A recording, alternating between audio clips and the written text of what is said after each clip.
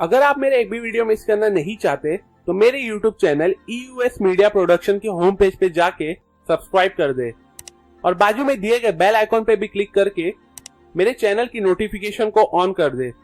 इससे मैं जब भी एक नई वीडियो डालूंगा आपको नोटिफिकेशन आ जाएगी।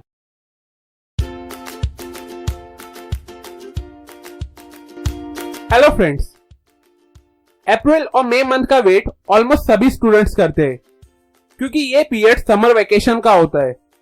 हर स्टूडेंट्स की विश होती है कि वो बाहर खेल के या ट्रैवलिंग करके अपने इस वेकेशन को एंजॉय करे, just to refresh their mind.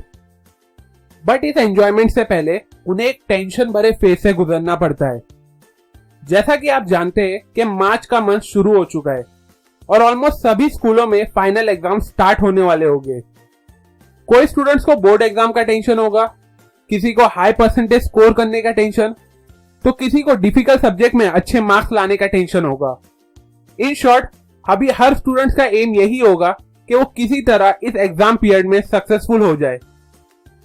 आज की वीडियो के थ्रू हो सकता है मैं स्टूडेंट्स का थोड़ा टेंशन कम कर दूं। इस वीडियो में मैं आपको 4 टिप्स बताऊंगा जिसकी हेल्प से आप कोई भी डिफिकल्ट सब्जेक्ट को इजीली स्टडी कर सकोगे। So let's begin. Number 1, focus on the big picture.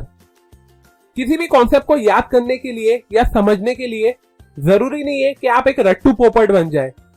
After all, हमारा ब्रेन एक कंप्यूटर नहीं है जो हर डेटा को सेव करके रखे। रट्टा मार के हो सकता है कि आप वो कॉन्सेप्ट एग्जाम से पहले ही भूल जाए। इसलिए हमें हमारे ब्रेन को कुछ इस तरह ऑर्गेनाइज करना होगा कि हम कभी भी कोई भी कॉन्सेप्ट को इजीली रिकलेक्ट कर सके। और इसके लिए सबसे पहली स्ट्रेटेजी ये है कि हमें हमारी स्टडी टेक्निक में थोड़ा सी ह्यूमर डालना होगा।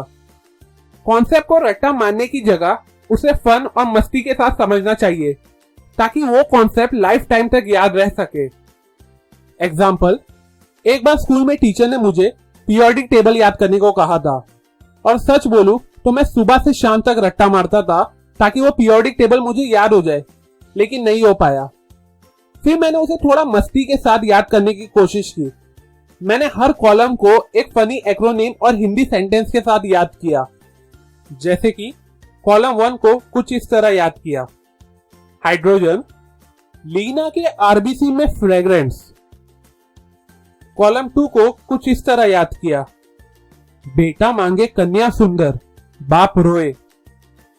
और ऐसी फनी एक्रोनिम और हिंदी स्टेटमेंट की हेल्प से मैंने पूरा पीरियोडिक टेबल याद किया था जो अभी तक मुझे याद है।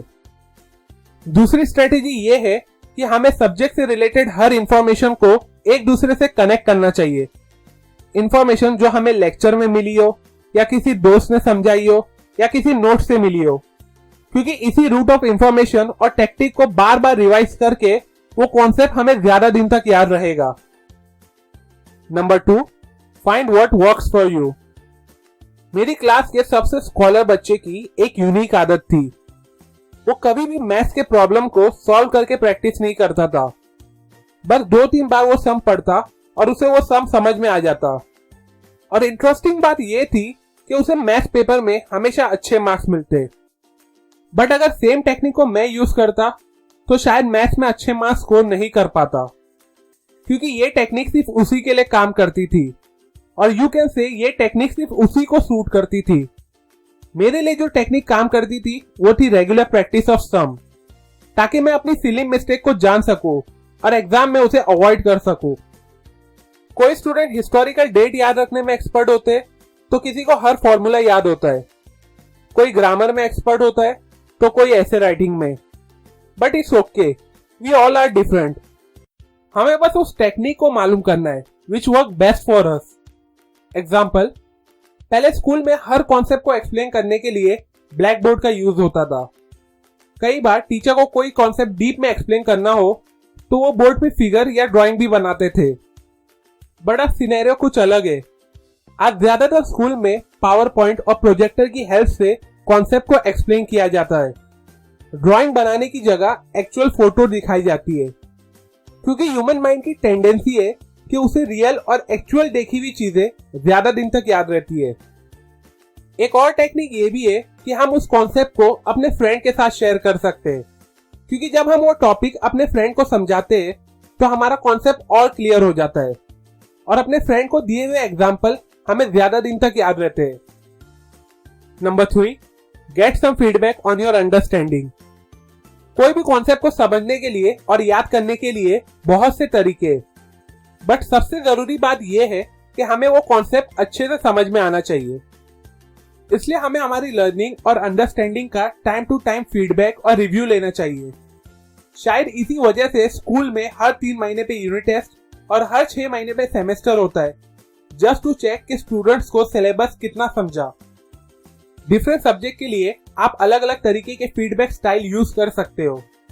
फॉर एग्जाम्पल, फिजिक्स और मैथ्स के लिए आप ऑनलाइन टेस्ट प्रैक्टिस कर सकते हो या टेक्स्ट बुक के पीछे दी गई एक्सरसाइज सॉल्व कर सकते हो। हिस्ट्री और इकोनॉमिक जैसे थ्योरेटिकल सब्जेक्ट्स के लिए आप उन लोगों की हेल्प ले सकते हो जिन्हें उन सब्जेक्ट्स की थोड़ी बहुत नॉलेज हो। लैंग्वेज सब्जेक्ट के लिए आप अपने फ्रेंड की हेल्प ले सकते हो या अपने फैमिली मेंबर की, to check your vocabulary, pronunciation and writing. Number 4, expand your knowledge. इंसान का सबसे सच्चा और अच्छा दोस्त कोई है तो वो है बुक्स। आपने ऑब्जर्व किए होंगे कि मेरे बहुत से वीडियोस बुक समरी पे बने होते हैं। बुक से हमें बहुत सी नॉलेज मिलती है and which is good for us. इसलिए अगर आपको कोई सब्जेक्ट डिफिकल्ट लगता है तो मेरा पर्सनल सजेशन ये होगा कि उस सब्जेक्ट से रिलेटेड आप एक से ज्यादा बुक को रिफर करें, क्योंकि एक सिंगल बुक में हो सकता है कॉन्सेप्ट को अच्छे से क्लियर ना किया गया हो। अलग अलग बुक से मिलने वाली नॉलेज आपके कॉन्सेप्ट को और अच्छे से क्लियर कर देगी। सो टू कंक्लूड, अगर गौर से देखा जाए तो डिफिकल्ट सब्जेक्ट जैसी कोई चीज नहीं है। अगर क्लास का टॉपर उस सब्जेक्ट में अच्छे मार्क्स स्कोर कर सकता है, देन व्हाई कांट यू? आपको बस अपना कॉन्सेप्ट क्लियर करना है, then every subject will be easy for you. Like करें अगर आपको ये बातें काम की लगी हो। कमेंट करके बताएं कि आपको कौन सी टिप सबसे यूजफुल लगी। इस वीडियो को अपने फ्रेंड के साथ जरूर शेयर करें। अगर आप मेरे वीडियो पहली बार देख रहे तो प्लीज सब्सक्राइब करना ना भूलें। Finally, thanks for watching. Last but not the least, happy studying.